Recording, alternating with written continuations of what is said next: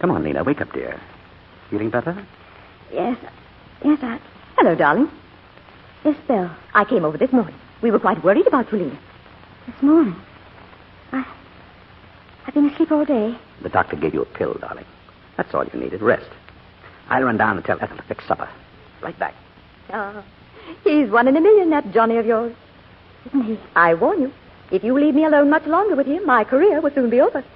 He flirted with you, I suppose. Flirted? Worse than that. He's worming all my secrets out of me. Did you tell him anything today? Did I? Oh, now, honestly, have you ever been able to deny Johnny anything? It was about that poison, wasn't it? Yes, it was. And if he writes a story on that one before I do... Lena, imagine. A substance in daily use. Anyone can get it. And within a minute after taking, the victim's beautifully out of the way. And mind you, it's undetectable after death. Is whatever it is painful? Not in the least. In fact, I should think it would be a most pleasant death.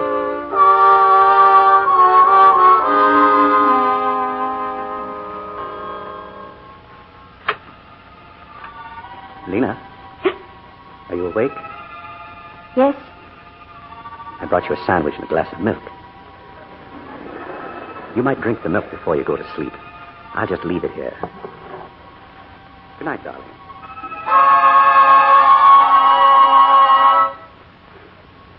Why don't you let me help you pack? Oh, there's no need to. What's the matter with you this morning? You're still annoyed with me, aren't you? No, Johnny, really. I still don't feel well, that's all. And a few days at your mother's will do more good than staying at home. Well, it's not exactly that. Don't you understand? Mother telephoned me. She got on that phone awfully early, it seems to me.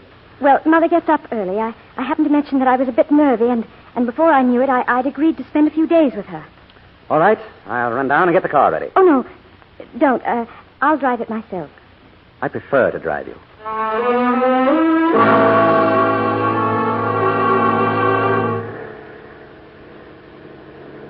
You're going so fast, Johnny. Well, you want to get there, don't you? Did you have to go by this road? Why not? It's a short way, isn't it? There's the hotel site. Another thing I failed at. He's going to kill me. The door is open. He's going to kill me. The curve up there. The door will swing. He's going to push me out. Down and down. Over and over. Murder. Down and down. Over and over. Look out! Get your hand off that door, Lena. Let me go! Let me go! Lena, come back. No! Lena. Let me go! Lena, what's got into you? Leave me alone, leave me. Stop it, you little fool. Stop it. I've had enough. How much do you think a man can bear? Listen to me. You turned me out of your room. You've been running away to your mother's. Now you shrink away from me, so you hated me. You're my wife, Lena. But I thought... You almost killed us both back there. Because you had to pull away from me even when I was reaching over to save you from falling out of the car. Well, you don't have to put up with me anymore. Johnny, wait. Where are you going? First, I'm taking you on to your mother's. And then what? Don't worry. I won't bother you again. Johnny, you mean you're going to... Johnny, why were you asking Isabel about that poison? What were you planning to do with... Johnny, you were going to kill yourself. Oh, my darling. Yes, but I've changed my mind. I'm going back to see it through. Prison term and... You mean, Melbeck, that money you took? I can't pay it back. I made the last attempt to raise the money when I went away with Beaky.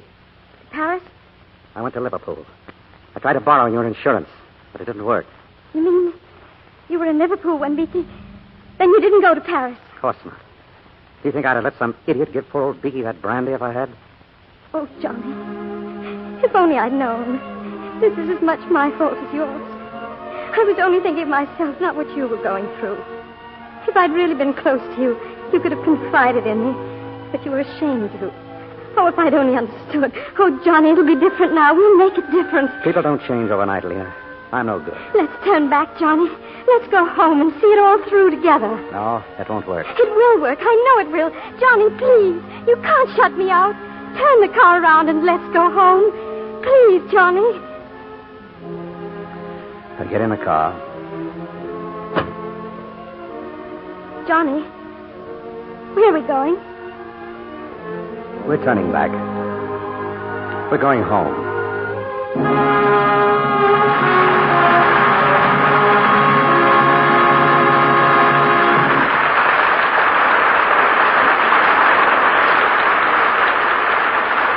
It's more than a matter of suspicion that tonight's performance will be long remembered by millions of listeners to the Lux Radio Theater. And for that, we can thank our stars, William Powell and Olivia de Havilland. Thank you, Cecil. You gave us a great play when you picked Suspicion. Now, you ought to be an authority on mysteries, Bill.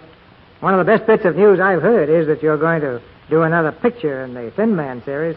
But, Bill, for the Thin Man, haven't you been putting on a little weight? Libby, how can you say that? Why, I'm scared of my own shadow. Yeah. You mean it looks as if a crowd were following you? What weight I have comes from my iron constitution. Every morning when I get up, I turn on those exercises over the radio. And do them? No, my wife does. I watch her. Bill, I don't understand you. When I was your age, I used to think nothing of a 10-mile walk. I don't think much of it myself. But look, if you want to know, I'm on an A diet. An A diet? What's that? A steak, A baked potato, A piece of pie. Sounds like army rations. Well, it goes to the front.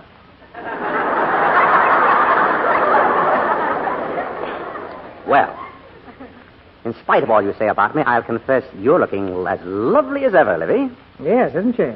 And now that I've planted it for you, Cecil, you wouldn't like to tell us one of the reasons, would you? Me? No.